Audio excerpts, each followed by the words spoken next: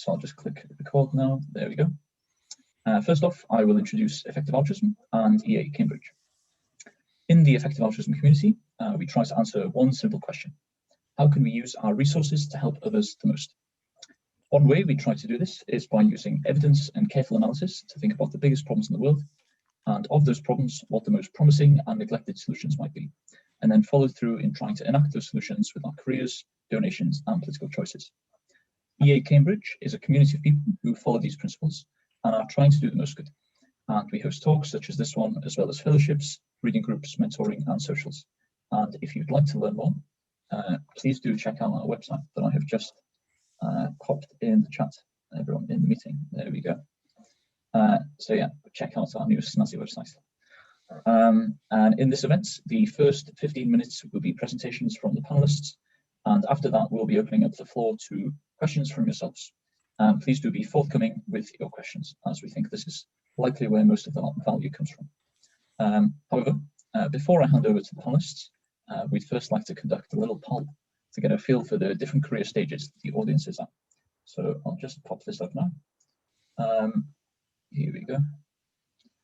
So yeah, please do click the stage at which you're at in your career. And oh, there we go, the polls are coming in.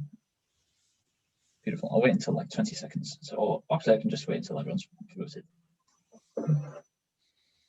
Here we go, 6 more people to vote. 4 more, almost there. Ooh, got more mid-career people than I anticipated. This is good. Maybe I'll wait another 5 seconds. Splendid, cool. So a nice mix there. Mostly early career and mid-career. Share results. There we go. Stop sharing results. Excellent. Thank you for that. And now I will hand over to Amrit, who will be starting off the presentation. I will share screen. If I can find the button. There we go. Right. Yeah. Hi, everyone. Thanks for coming. I am going to tell you what operations is first. I'll just wait for the slides. But I can see there are several people here who I know already work in operations, so you'll have to sort of sit through and be bored through this initial definition. But yeah, I and Marisa and Sven are just going to start off by saying sort of a little bit about ourselves and where we work, and then we'll sort of move on to questions, and maybe it will make sense for it to be a little bit more of a discussion, a little bit more of a sort of many participants discussion, since I see several other operations people around. Dewi, I see your desktop background. There we go. I'll try share screen again. There we go. Does that work? Yes, great. So yeah, operations is this term that's sort of widely used in the effective altruism community and occasionally outside it, to mean a kind of collection of like roles and functions that can exist within an organization. And it can be quite hard to define. So there's this quote from 80,000 Hours, who have a very useful article about this, which says that people in operations roles act as multipliers, aiming to enable those in the organization to maximize their productivity. They oversee the functions crucial to every top performing organization, such as management, overseeing budgets, helping to hire and train new staff, and so on. So yeah, it can be a very broad range, and like different roles will sort of cover different areas of this range. But yeah, it's these kind of roles that sort of sit behind the like direct work of the organization and let it happen, or sort of do the things that allow it to happen, things like that. And yeah, here are some examples of the kind of tasks that that might be included in a definition of operations. Are these things like, I won't read them all, but like office management and events, recruitment, accounting, things like that. And I think one thing to be aware of is that it, especially outside the EA community, sometimes the word is used to mean like very different things, like sort of engineering operations or something could be very different. Yeah, I'll move on then, Debbie. So hello, I am Amrit. I work at the Centre on Long-Term Risk, which is a long-termist research organisation based in London, has about sort of 12 or so staff. My job title is operations analyst. I think it could just as easily be operations like associate or something. I don't really do all that much analysis. But yeah, I work there in an operations role. In our team, there are some other people who have some operations responsibilities, but I'm the only person doing that as my whole job. And also I'm part-time at about 3.5 days a week for my main employer. And of those, at normal times, 1 or 2 of those days a week will be in the office, and the others will be remote because I have a reasonably long commute.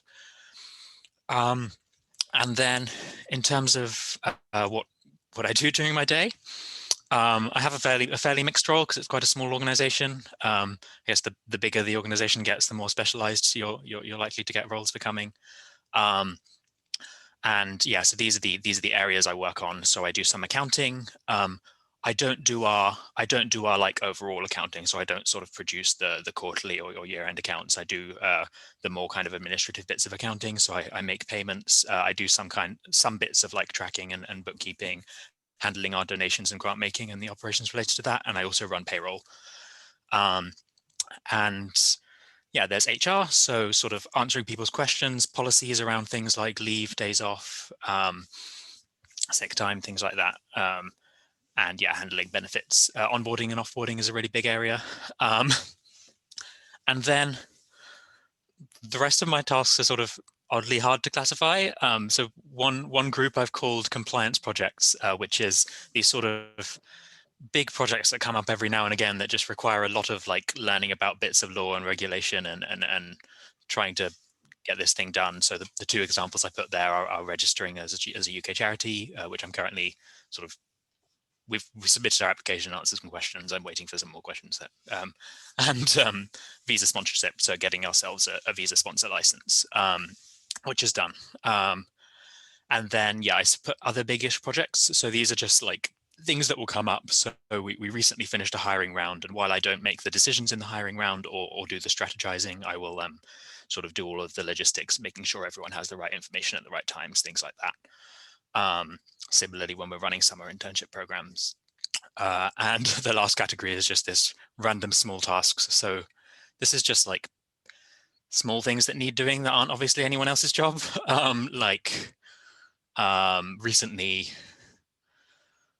Recently we wanted a water dispenser that would dispense sparkling water because we were buying a lot of sparkling water, and it was surprisingly hard to find it and get it fitted, so I just did that. Yeah, I think that's for that slide. And then yeah, so I work in my main job 3.5 days a week, which leaves 1.5 days a week for other stuff. I do work roughly full-time, sort of overall combining everything. So I do a little bit of operations work for Altlabs, which is a small organization in the US working on biorisk research. They don't have any paid employees, so the total amount of operations that needs to be done is very small, and I just do all of it in a couple of hours a week. I'm a trustee of the UK charity that runs the EA London local group, which does have paid staff, but doing community building, so I do all the accounting and payroll for them. I do a little bit of finance administration for the Centre for Effective Altruism as a contractor, again, a couple of hours a week. And the last kind of odd job is there's a Slack workspace that is maintained for helping operations staff at organizations in the EA community sort of collaborate, help each other out. And I, along with Marisa and Sven, who are both here, and occasionally some other people, just sort of administrate that. So sort of review join requests, just like think about how we can improve it, things like that. Oh, I forgot there's more. Maybe I should speed up. Yeah, so I started out studying physics when I left school, but I switched to medieval languages, which is very random, but I loved it. And utterly unrelated to what I did afterwards. After I left university, I joined a tech startup in Cambridge, which was where I lived and where I still live in the UK. I joined when there were about 10 employees. It was a speculative application, so the role didn't exist yet. And I started out doing just office management and a bit of finance administration, but it was a very quickly growing place. I left sort of a year and a half later, and there were about 35 employees by then. So it just sort of gradually took on more things as they needed doing. And yeah, a while through that, I switched to a part-time role. So I was fortunate that I asked to do this, and my employer was okay with it. I switched to initially doing 4.5 days a week and then 3.5, so that I could start doing these various opportunities on the side that I still do as they came up. And I'm very glad that my employer was okay with that.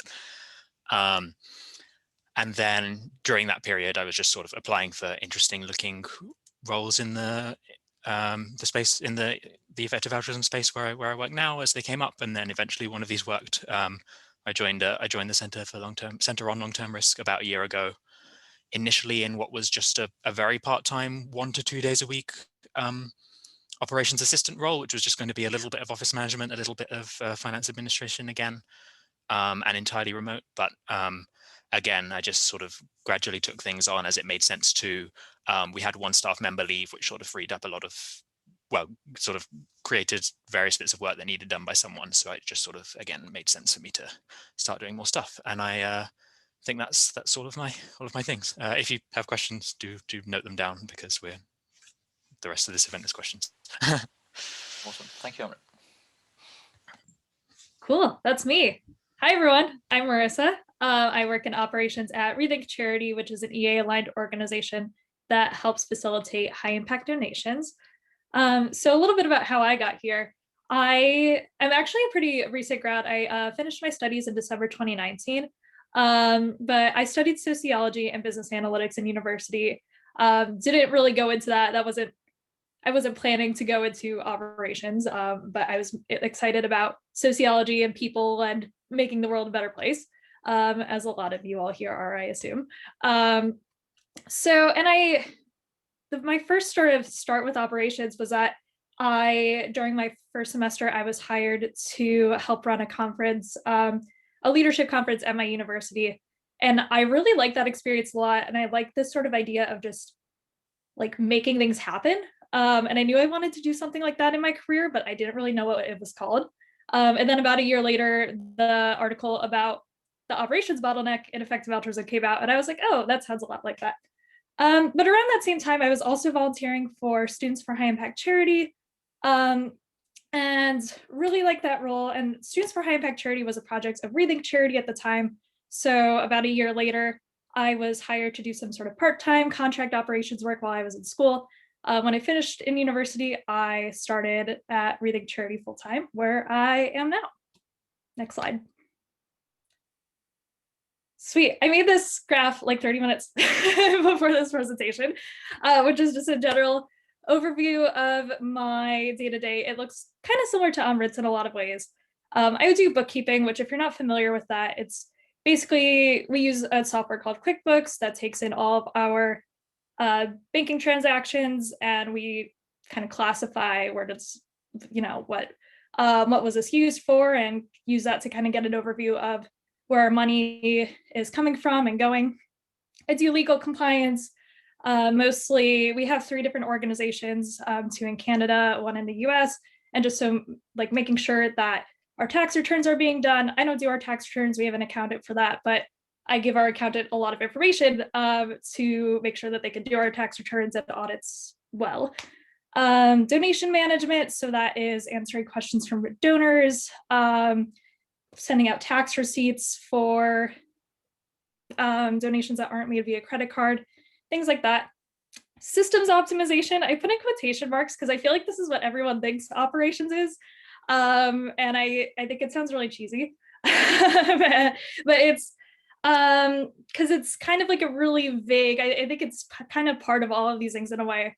But when I'm thinking about this, I'm kind of thinking about like the way that we organize our Google Drive, the systems that we choose to use in the first place, like Google Drive, Asana, Notion, things like that.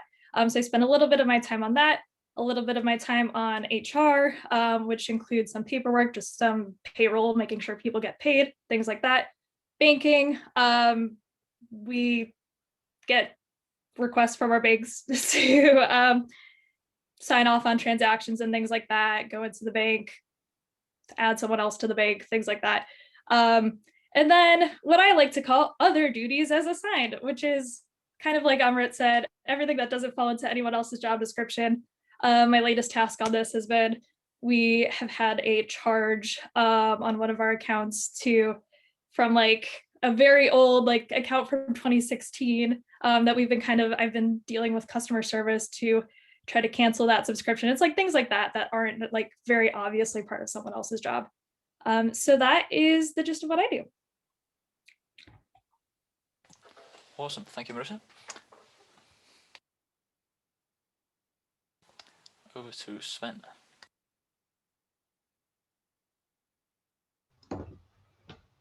Great, yeah, thanks a lot. So yeah, my name is Sven Herman, and I'm the head of research operations of the Global Priorities Institute. So my path, I guess, is quite like different and compared to the others. So initially I studied math at university, did a PhD, even worked a few years as a postdoc.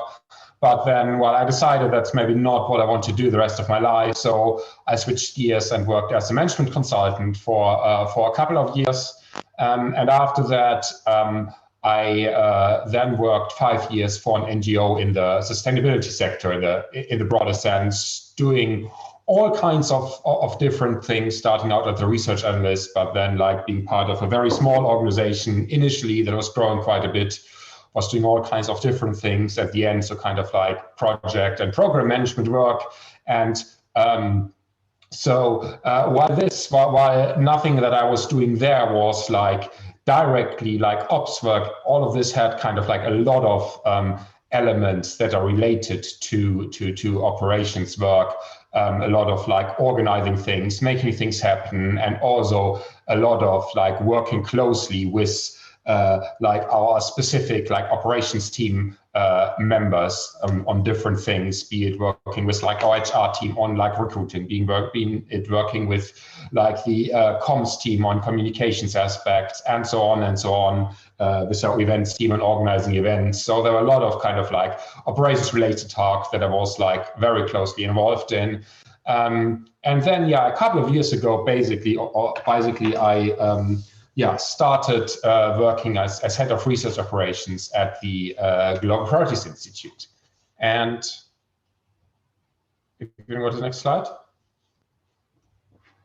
Right. So very briefly, what is GPI? As most of you know, and it's also not that important, but just to give you the context of like what I'm saying later about my role. So we are an interdisciplinary research center at Oxford University as part of the philosophy faculty.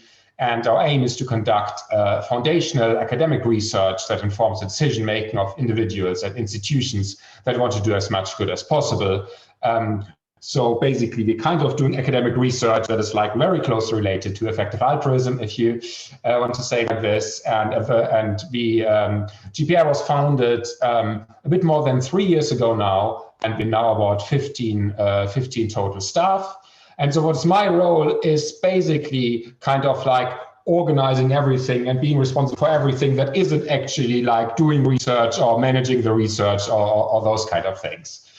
So it involves a lot of like different things, and yeah, so I've tried to like come up with like some kind of list of the different things that I'm doing, and I didn't make a nice pie diagram, sorry about that, but it's very kind of like varying, and it also varies widely at different times of years on different things that are going on at different times of years, and like different like variations how the operations team is currently set up and so on.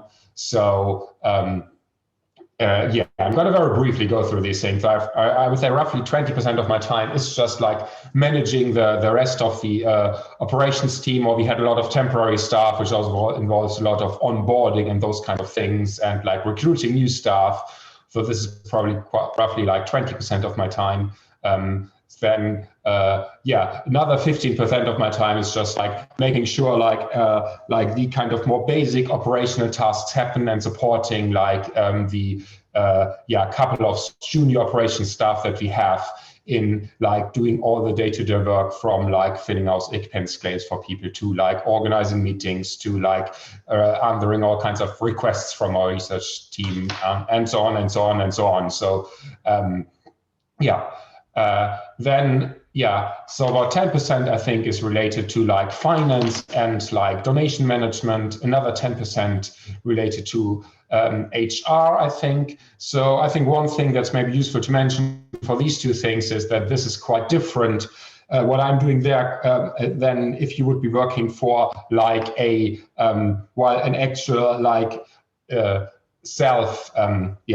separate organization. So as GPI is part of Oxford University, we don't have to do our own kind of like detailed bookkeeping and those kind of things. But and also like there's an HR team at the university that's doing a lot of the like major HR things. So my role then is mainly kind of like liaising with those teams and making sure they're doing the things right, and like communication to externals about like how that works and so on and so on. But it's still actually quite a lot of work, even though the kind of like actual detailed like work that you would normally do, I don't have to do. Then another kind of important part of my role, so 10% I've put here, is like event organization and management. So we're having a lot of like events, and I'm kind of like mainly responsible for organizing this with support of like the rest of the operations staff and like support of the specific research staff for the content. Then I put like 4 things that are like roughly 5% of my time. So I spend some time on actually like attending research event and actually staying up to date a little bit with what like the research is that we're doing. Then about 5% is like actually fundraising, the communications with donors, and kind of donor management in the sense like give like answering queries and questions from donors. That's in addition to like the financial reporting, which I put in the finance bucket. Then like general like communication, general communications like social media, what is our strategy be about communication and so on. I'm also a little bit involved in like general strategy work for the organization together with others, obviously. And then like, there's kind of like another like 15%, which is like other random things, which can be all kinds of different things. So one big thing over the last couple of years, it was like being involved in organizing our move into a new office, which took a lot of time. But there are also kind of like random day-to-day things that like answering all kinds of requests, like organizing our like processes for different things and so on and so on. So there's a lot of kind of like random things that are going on. And if you just go to the last slide, just to kind of put that back to like the question, what is operations? You see, I think from what I said, but also even if you put it together with what Marisa and Amrit said, that it's really like a lot of different things. And no clear boundaries, I think, can definitely agree with that. And it can involve like so many different things. And the roles can be quite varying at kind of like different organization and different seniorities and so on. But I think like one thing that like they all have in common is that you're usually doing like a lot of different things, a lot of random things and so on, rather than just like having a lot of time to focus on like one specific task or like several specific tasks. And I think that is probably the main kind of like characteristic of operations. And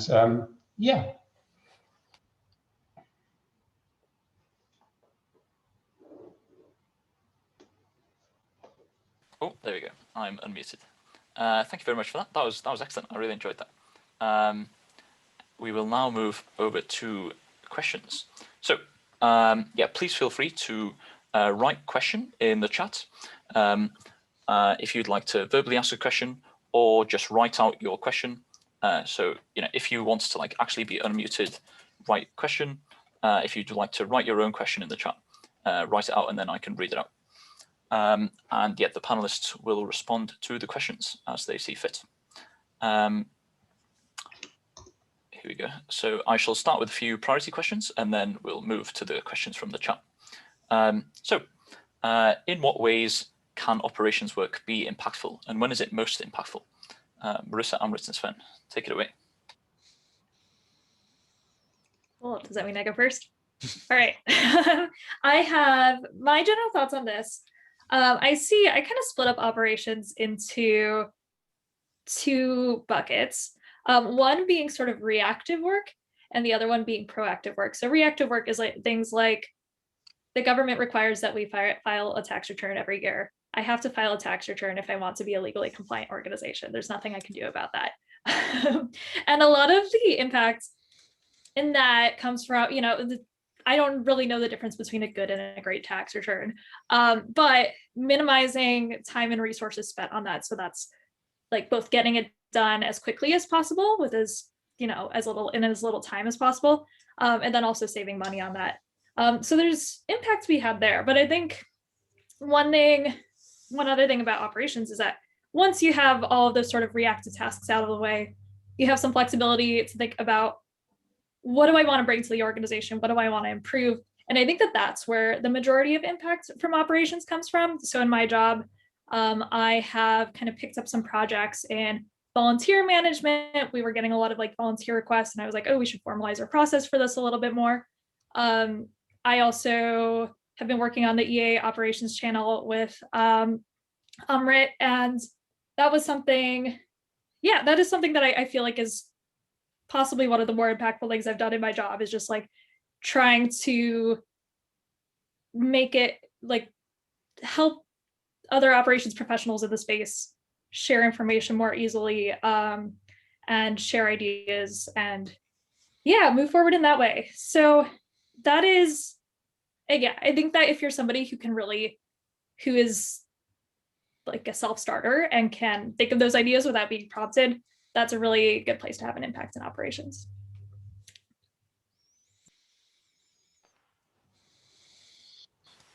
Yeah, I think I've like one kind of like one major thing to add. So I agree with everything Marisa said. I think one other thing that is quite important, I think, to realize is that like a lot of the impact that you're having in operations team is not by the stuff like that you're doing directly, but by the fact that like you're doing a lot of stuff. By you doing a lot of stuff, you like make time for like the rest of your organization to spend their time on the thing that they're actually like paid for.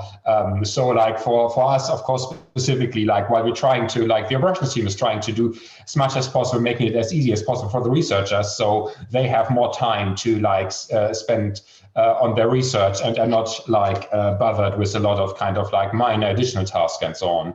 And like, or say if you're like an executive assistant, like similarly, you're trying to like get the person that you're like assisting to make life as easy for them as possible, so that they don't have to like worry about all kinds of random things. And so this is kind of, I think, like an important additional point, that you actually enabling and multiplying the impact of other people by just making life as easy as possible for them, so they can concentrate on what they're really good at. Yeah, I think I really agree with everything that Marisa and Sven said. I think the multiplying point is a really important one. Like you can free up other people's time by doing stuff that they wouldn't have to do otherwise. But you can also, like, I'd consider people management like a really important part of operations, and like someone who gets the right opportunities to reflect and sort of has a comfortable working environment and like a good management relationship could just be like a whole lot more productive than they would be otherwise. So yeah, I think that like the impact of operations is from like letting the other people do their work and like enabling them to do it so much better than they could otherwise. I think one of the really nice things about working in operations is that like your job is to help your team around you be happy. Yeah, it's nice. Awesome, that is really nice. Yeah, maybe we'll jump into one of the audience questions. Yeah, how much do you like your job out of 10, and why? Yeah. And maybe go in like reverse order, so maybe Amrit, then Sven, then Marisa. Marisa's looking relieved. Oh, that's a challenging question, isn't it? About maybe like 8.5.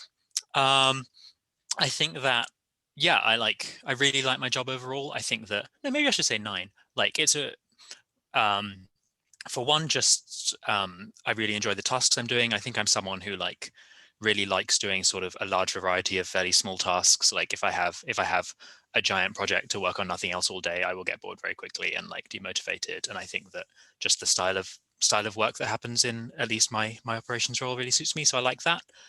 I think that the CLR where I work is like a really nice place to work. Just sort of in a charity sort of, everyone's working towards the same mission, and everyone has like, it's nice how much respect everyone has for everyone else's work, and like everyone knows that my work's important. I know that everyone else is, and like we really try to help each other out, make things easier for other people, and that's really nice. And I think that's like, I really noticed that since I moved in from a role in a for-profit business. I mean, no, I'm sure that lots of for-profit businesses are like that as well. I don't, but and my previous employment wasn't bad; it was great as well. But and then like, why is it not perfect? So I'm entirely remote at the moment, and the organization is normally entirely in person. Currently, sort of some one way, some the other. I think that like starting as an entirely remote person in a at least partly in person organization has some challenges to it. So yeah, that has been like something. I think that's one reason why like not everything's been perfect. What else? Yeah, I don't really know what else. Okay, it's my turn now. Yeah. So I'd probably say like 8.5. I don't know. I mean, this is like always like a very subjective thing, and varies also a lot. So things that I really like is just like the variability of like the role, doing so many, like being involved in so many different things and having a lot of like variety of things that I'm doing in a given day or in a given week and so on. So you don't get like really bored with stuff. And another thing that I really like is like being really close to like the people that are doing really exciting and important research, in my opinion, and being involved in them, being able to report them. So that's like another thing I really like. What I guess less like is sometimes it is really difficult and can get annoying to get things done in like the in like the environment that I work in, so particular like dealing with like the university bureaucracy and those kind of things can sometimes be really challenging. In particular, if like from the other side, the GPI is trying to get like trying to act as like a young small organization, but we still need to kind of like adhere with like rules and processes of like a very large and very old organization, and I'm kind of like squashed in the middle between these two, which is sometimes which can sometimes be a little bit challenging and annoying. And I guess another thing that I like in particular currently don't like is through the kind of like remote working situation, I find it more difficult to actually have like more closer contact with like the researchers, or also like we usually have like visitors and those kind of things, which is like which is quite nice. You get in contact with a lot of people, which obviously don't at the moment. There's another thing that I don't like, I guess, currently. Sweet. Yeah, a lot of what Amrit and Sven said resonates with me. I'm kind of giggling because my entire staff is in this room right now. And so, but I will say I do like my job in a lot of ways. I guess I should say I feel like there is a really wide variety of tasks, and there are some tasks that I would rate a 10, and there are some tasks that I would rate like a 2. And so a lot of how I feel about my job varies a lot with whatever I'm doing that day. Yeah, and I think that it's also, yeah, like I think that I like the variety a lot. I also feel like I kind of share that sort of frustration with not being able to focus. I've kind of found that like I really liked, um, I really enjoyed when I was in university having operations as a, well, let me back up a little bit. So a lot of the tasks that I do like are like the things that I've started, like volunteer management, running the operation space, things like this. A lot of the things I don't like as much are tasks that don't feel as intellectually engaging, like sending tax receipts is one of my drudge tasks. All of my colleagues know. And I think like I didn't mind that as much when I was in university, when like that was a break from all like the research and things like that. But now it's kind of like when it's your whole job, it like feels a little less fun. So I feel like my ideal, like my current job is probably like a 6 or 7, but I could see like an operations job that was like a mix of like research policy type things and operations being like a lot higher than that for me. And I can elaborate more on that later. I think that'll come up in other questions, but my general thoughts on that. Awesome, thank you. Yeah, we'll get to the many questions in the chat. Maybe one more question from me beforehand. What kind of people do you think would be best suited for operations? So in terms of personality, past experience, skills, etc. And what kind of skills or people are EA-aligned organizations currently most in need of in the context of operations? Similar before, maybe Marisa, Sven, Amrit. Cool. This should be a really easy question. And I think the thing is, because we talked a lot about how there isn't really one operations role. Operations roles are just like very diverse, very different. And so the skills that are needed, I think, are going to be very different from role to role, very, very different if you're junior or senior, depending on like the size of your organization, things like that. In general, I think that you have to have good time management skills, being able to not drop a whole lot of balls is kind of useful. I would also say problem solving. I think especially at a small organization, a lot of my job is just like, we have to figure out how to like file this form that none of us have ever done. So kind of like trying to figure out the legal bureaucracy, things like that. Patience, similarly, being willing to like sit on the phone with customer service for several hours, and doing those kind of smaller, not so fun tasks, I think is like something that is especially needed, I think, because I think a lot of people, like I mentioned before, people who say that they're interested in operations are often excited about the system management part of it and not as much about the, you know, less fun administrative tasks. I feel like I'm probably missing a lot of things, but I'll leave it for Amrit and Sven to answer.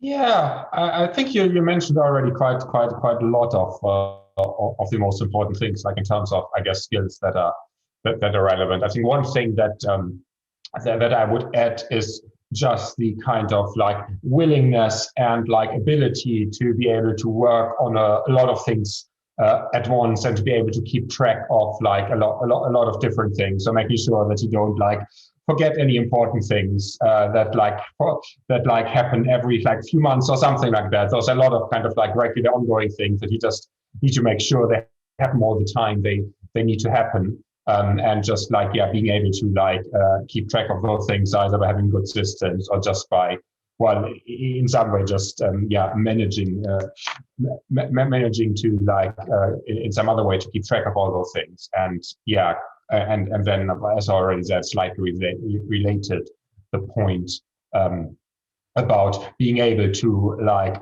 also just like work on a lot of things at once, and being able to like switch between all kinds of different tasks on a given day, would that be necessary? And I think what was the second part of the question was, I think, what about, do I remember correctly? Can you repeat the second part of the question, Debbie? Yep. So is what kind of people would be best suited for ops roles, and what kind of skills/people are EA-aligned organizations currently most in need of? Yes, so I am not sure if there's any kind of like of all the like skills and of all the like different possible like kind of things that an operations person needs to do, and on the different kind of seniorities. I'm not really aware that there's kind of like any specific needs in that is like more in one of these things rather than others. So I think there's just like generally like organization always need like great operations people, and their roles are coming up in all kinds of different contexts and also all kinds of like different places occasionally. But I don't think there's like a specific kind of like bit of like all the different things and all the different skills that we've been talking about that seems most important to me at the moment, or most missing at the moment.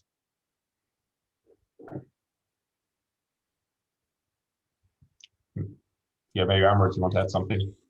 Oh, I was nodding to say that I agree, but if you're done, I'll start talking. Yeah. Yeah, I mean, I think that everything that Marisa and Sven have said seems very like appropriate to me. I think that like operations roles vary so much, and within that, the way that different people will do the same operations role varies as well. So like you know, someone with different strengths could well just like do the role really well, like concentrating on doing it well in a different way. I guess one thing I'd like to add is I think that just interpersonal communication can be really can be really important. I think that so much of an operations role is working with others in your team really closely to like do the things that they want doing. And I think that it really helps that go smoothly if you're good at sort of, you know, getting stuff across in a way that the other person can understand, getting stuff across in a way that makes it easy for the other person to reply, easy for the other person to like do what you need from them, do what they need you to get from them. Yeah, so I think that's one area that can be really helpful.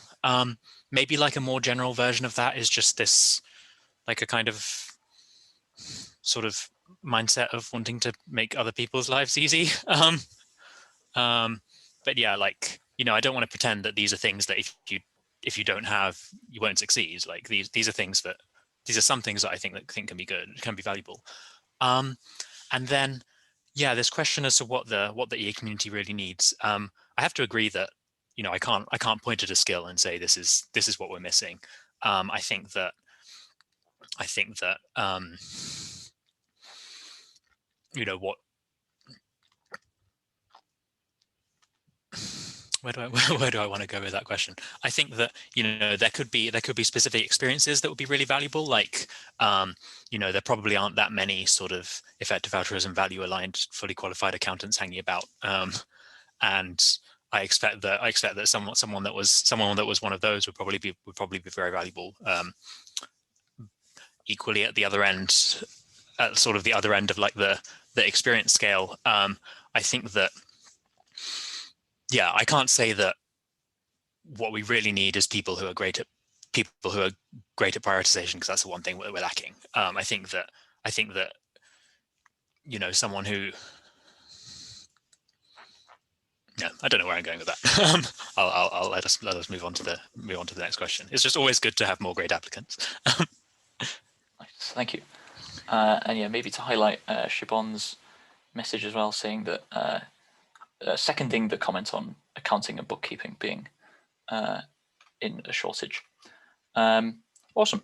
There was one question about a young organization that is wanting to hire, or is currently in the process of hiring, a new ops analyst. And I was asking if you had any advice for how to hire an excellent ops analyst for a young organization.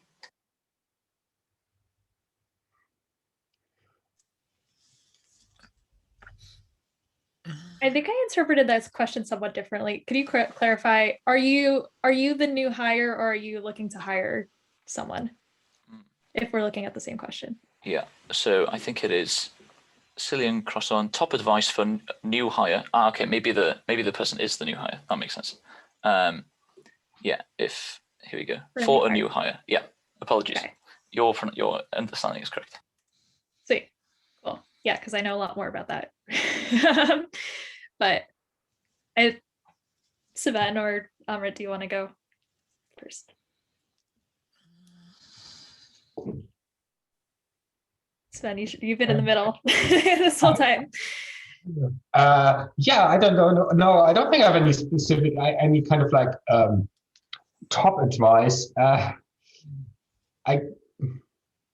mean, like, I guess it's important. It depends a lot, again, on like the specific situation and on the like specific team. So are you the only operations person in the organization, or if they're actually like someone you're reporting to or something like that, or are there like other team members? And like that like makes it, I think, quite different on what like the most important advice would be. That's why it's very difficult to say very generically, and yeah, and so I think it really depends a lot on the situation. I mean, they're like obviously very generic things with like find a good way to keep track of all the things that you need to do, and like make sure that like whoever you're like is whoever like you're reporting to is aware of like any issues or anything like that might not be like where there might be any risk that anything might go wrong, and those kind of things. So those are like very generic like points of advice, but I think they're quite important. Otherwise, like it really depends a lot on the situation. I mean, another like very generic point of a thing of advice is ask other people, like if you know any other people working in like operations role, ask them for advice if you're stuck and those kind of things. So, but otherwise it really depends a lot on the kind of like specific situation, what the best advice is. And I don't know, like Amrit or Marisa might have actually much better like insights because they have like more direct experience of such a situation, which I don't really have because I came in from a like different perspective and on a more senior role. I think that just sort of trying to think of random tips rather than like come up with a single thing, I think is most important.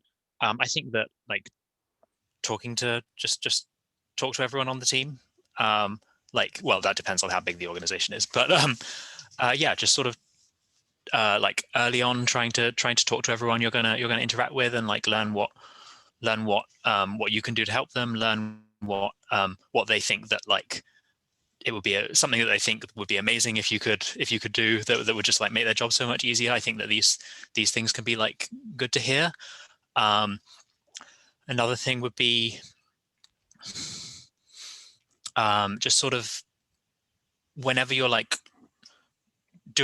lots of sort of open-ended exploring. Like I think that a lot of I've been able to things that I've been able to do well, I've often been able to do well because of just sort of random bits of context I have about like the organization, what it's doing, what people care about. And I think that lots of that some of it I got from sort of being around when it happened, but lots of it I got from like randomly digging through the stuff in our Google Drive. Like I think that just taking time to explore the resources and records and stuff that exists can be really useful. And sort of when you're doing this, maybe like have the question in your head, how could this be better? Like just thinking as you encounter things, maybe like while you're being onboarded, sort of I'm experiencing I currently have this unique perspective of experiencing onboarding from the other side. What could be done better? That was some thoughts. Well, yeah, all of that is good. I would also say, one, you should join the EA Operations Slack if you haven't already. And to answer one of the questions I see in here, it is restricted only to people with paid roles at EA organizations. But if that is you, I can we'll drop our emails in the chat at the end, and just email Amrit or I and just tell us why you qualify, and we will get that sorted. The other thing is just like, that I think is kind of underrated. And Sven touched on this a little bit, but networking, just talking to a whole bunch of people. There's been, I think that at EA conferences, I try to talk to a lot of people in operations, and I've met a lot of people who I find out are working on a project that, is something that we're going to be doing in the future. I've met like a Salesforce expert right before we decided to make the leap into Salesforce. I talked to somebody who had planned a remote retreat, and that was something that we were planning on doing. So things like that can just be, I think, really helpful, especially when you're new, just having, like, you won't be able to learn everything, but just knowing other people who do know the things that you're trying to do is really useful. Cool, that was great, thank you. Another question. Cool. I might just take the second half of that question Marisa took the first half of about the operations Slack server. Yeah, I'm as to whether there's another space open for anyone interested in operations, since the Slack server is for people who are currently in a role. I'm not aware of such a space. There is an effective altruism operations Facebook group that's sort of quite dead, and I'm not in. I think that we previously talked about opening such a space, and I think that it could be good. I'm not aware that something like that exists. So if there's a lot of interest in that, maybe this is the kick we need to make EA operations too on Facebook. Yeah, I would like it if a space like that existed. When we first thought of that there should be something like that, that led us to want to do some of the other things, like we did this Ask Me Anything post on the EA forum, and I guess Derry started this event, which is great of him, but I guess this is something similar. But yeah, I don't know of something like that currently exists. Sorry, I hope that was okay for me to butt in there, Derry. Absolutely, butting in is strongly recommended. So if anyone else wants to butt in at any point, please do so. Excellent. Cool. Yeah. So another question: what kind of non-EA roles best prepare you for an EA operations role, and how useful is it working in operations outside of EA for a while before going into an EA-aligned organization doing ops? Yeah, maybe I can start on that one. So I mean, generally, while starting with the second question, because that makes more sense, I would say it is definitely like useful in particular for more senior operations roles or for more specialized operations role, like say you're focusing on HR, you're focusing on finance or something like that. Then it is definitely like very useful to have like operations experience or operations related experience outside of EA, and like probably someone like someone who can do that and is interested in like doing the same stuff but for an EA aligned organization. I think has very good would be very good fit for those kind of roles. So I guess in addition to that, stuff that is kind of related to like operations is usually useful. So all kinds of like project management roles, or like I don't know, depending on the kind of operations role, but also like all kinds of like roles, whether that being like paid roles or just like roles on the side or something, organizing student communities, whatever, all kinds of roles where you like organize stuff, like organizing events, organizing an EA group or those kind of things. So those are probably the most kind of like obvious things that are useful for operations. And as I said, like definitely like having operations experience, or for more specialized roles, having experience in like the specialist area of operations in a different organization is certainly very useful.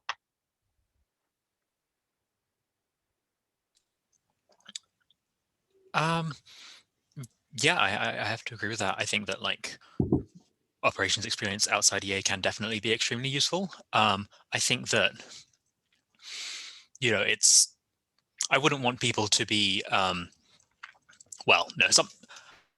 there are very different ways in which outside EA operations experience could be useful. Like on the one hand, it could be an organization where you get like a lot of mentorship, a lot of like experience, or you get to do training courses or things in like some skill that will be directly relevant.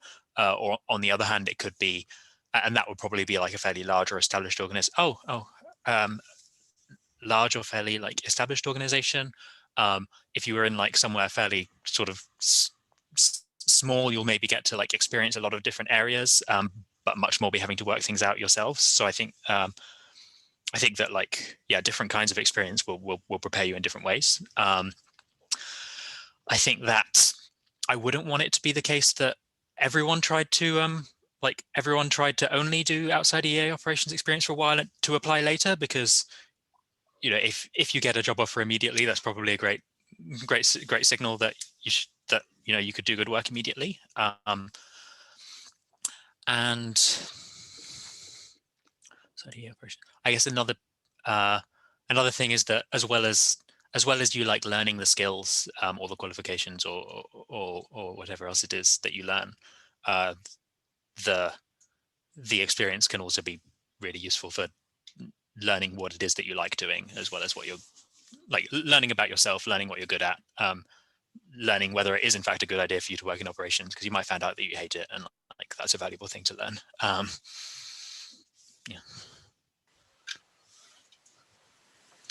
Yeah, I mean, just maybe then to add. So I didn't mean to say that like the thing to do if you want to have a role in EA operations is sorry, I didn't. Thing is starting somewhere else in an operations role. That's not what I meant to say. But what I meant to say is, if like I'm looking for someone for like an operations role and see what experience they have like outside operations experience, is certainly useful. Yeah, of course. Awesome. Marisa, do you have any thoughts? I missed the question because my internet cut out. Yes, but I assume it's our coming in from like a non-operations role. Is that useful? Yes. The question. Cool. The only thing I had to add is, I think, so this kind of ties into, so most EAs are nonprofits. And I think that nonprofit operations, I get a sense, is kind of, they're more similar to each other than like for-profit operations. I think coming from for-profit to nonprofit might be quite a bit different, especially if you're talking about like big, large for-profit and then coming into a startup nonprofit. I think there are some useful skill, like transferable skills there. But yeah, I do think a lot about like, if I straight out of undergrad came in and was like trying to manage all the legally required paperwork and HR and things, like I would have just burned our organization to the ground. I think that having some amount of like background, but like if you're not the person who knows that, so it's helpful to have that information, or to be mentored by someone who has that information, or to at least like know where to get that information. Whether you can get that from being in a non-EA operations role, or there's a lot of other ways to get that also, if that sort of answers the question. Awesome. Yeah. How can non-ops people help ops people to excel? What do you wish your fellow non-ops staff members were doing differently that would help you in your job, that maybe it's too awkward to tell them directly or something?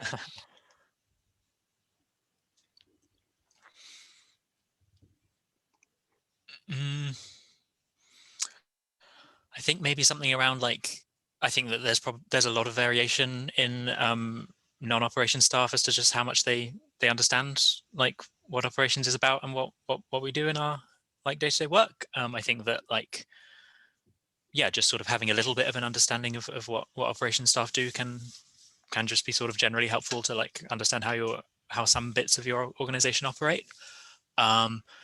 The other thing that comes to mind is like, I think there have been probably more in my first role than my previous role than my current one. Like, I think there have been some cases where like operations expertise has been involved too late. So it's been like sort of someone else decides what needs to be done, asks the operations team to do it, and then like there's a very obvious reason why this just can't be done at all. So yeah, I think that like either developing a little bit of your own operations expertise, or like maybe developing like an intuition for where there's something that might not be possible, like hiring someone in a different country or something, like checking first. But yeah, I don't think either of these are things my team are bad at, but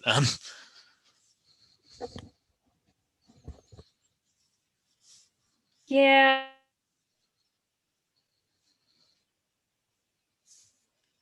nope. I think we might have just lost Marisa. So maybe Sven, if you want to take it off. Yeah, I think I don't think I have a lot to add. So I think I really I think I like the point that you made, and maybe you might want to make it slightly different about asking keeping you up to date to like do something that like might involve operations team involvement at some point, as soon as possible, kind of like ask and clarify what things are going on. So just like keeping the operations team like up to date with things that might be relevant and where they might be able to like give useful input or at the end implement things, because like if like the people don't know like the kind of like whatever legal or other kind of like policy themselves, then they might like promise things or think things can be done that actually can't be done, and those kind of things. So that's important. I guess in general, another thing that of course like is always helpful if like there is some kind of like understanding in like how important actually the operations team is, or the operations part of the organization is, and that there's like kind of like a general understanding in the organization that they are like that is actually like an important thing, and these are like important staff. Again, I'm not saying that this is something that's doesn't exist in my organization, but just like mentioning things that are, I think, quite important that help like operations staff to do their work better, or to like feel better in their role. And I guess like one other thing, and that might depend on like the kind of organization or what kind of organization it is, but like giving the operations team the opportunity also to like be involved in some of the kind of like content work that the organization is doing, if and when that is appropriate, and or like the individual members of staff are interested. So not kind of like assuming that like the operations team isn't actually like interested in like the content and so on, and giving them the opportunity to participate in certain situations. Awesome, thank you. Maybe one or two final questions. Marissa's just joining back. I'll wait for her to be back. There we go. Okay, Marissa's back. So as we can see, technology is hard when we are all around the world. And, I've had power cuts in previous calls while I'm hosting. It seems like, some of us are having internet problems. So maybe some questions relating to this. How likely are positions to be remote? What are the challenges of working in a remote operations position? And what techniques have you developed, or do you think are really good for facing these types of remote operations work challenges? Or maybe just remote work in general?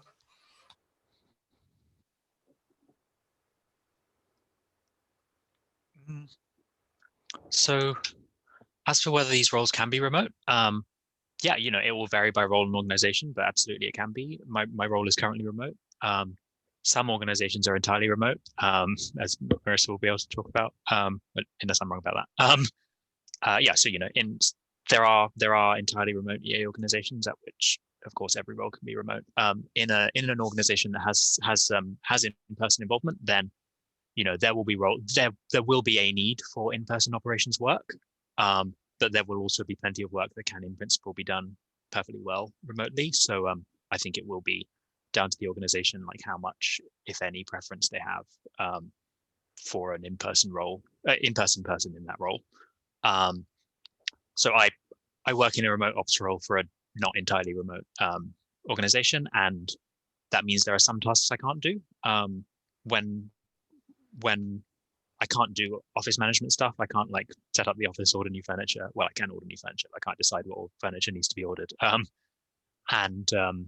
That was something that it was initially envisioned I would do, and that's had to be transitioned over to someone else. But equally, there's so much stuff that just can be done very easily remotely. Like this category I talked about called compliance projects. Like these are things that could take a lot of time, and I really don't think you need to be in person for. That was things like sort of registering for a visa sponsor license and things like that. And then as for like tips to help it go well, I think that one is just not letting being remote mean that you don't talk to people at all. Like, yeah, just sort of being in contact, not just with your manager, but sort of trying to arrange to have fairly casual chats with people every now and again, and like learn what's going on and so on. And I think that as an operations person, you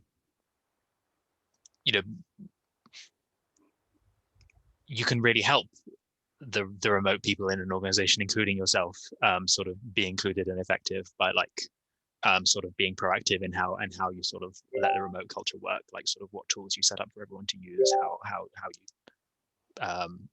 you the norms you set for how the organization interacts, things like that, like suggestions for how to set up meetings inclusively to remote people and stuff like that. I don't think I have anything to add at this point. Repeating, let's just have more time for another question. Valid. Yeah, I'll say I agree with a lot of what Amrit said. I work at a totally remote organization. And we have been remote since before the pandemic. Yeah, and I think it is becoming more common, especially in the EA community. Time zones are certainly a challenge, although we have kind of flexible work schedules, which helps, and also I think makes up for a lot of the challenges of remote work. Yeah, I think the only other thing that kind of comes to mind as a challenge is like, I think something that I found in the office space is like, if I needed something right away, like ordinarily I could just like tap on my boss's shoulder, be like, hey, I need this. And then like, but when you send it into Zoom, then it kind of just, I don't know, or not into Zoom, into Slack, you might be waiting for an hour or two, but that was something that I kind of learned to adjust to, like making sure all of those requests were sent well before I needed them, and then working on things and waiting for those requests to come back. I also think that we've been experimenting with a lot of like virtual co-working tools, like GatherTown or Spatial Chat, that I think kind of have the benefit of both facilitating community and just having that sort of like ability to just have a lower barrier to chatting with other people. But yeah. Awesome. Maybe, yeah, one or maybe two more questions, but perhaps a lovely question to be close to finishing off would be, what is something that you're particularly proud of achieving in your work as an operations staff, and whether there's like any data points or metrics or numbers associated with this achievement, but it could be like a qualitative achievement as well.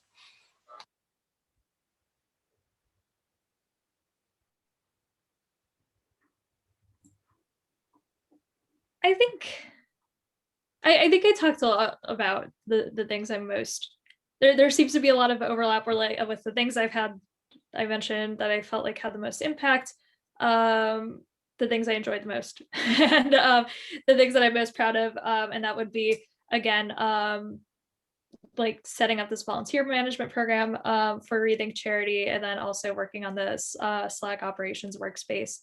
I don't know, I don't really have too many fantastic numbers. It's hard. I think that for both of those things, I think that most of the expected value, so to say, like the biggest impact is going to come from like a couple really, really high impact encounters that come from that. Somebody who volunteers for us, kind of like I did in 2017, who like goes on to pursue an EA career that's inspired by the work that we do, or in the operations space, who just like, two people who meet and like, decide to start a project together, or I think there's a whole bunch of things that can happen there. But yeah, that's what I would say I'm most proud of.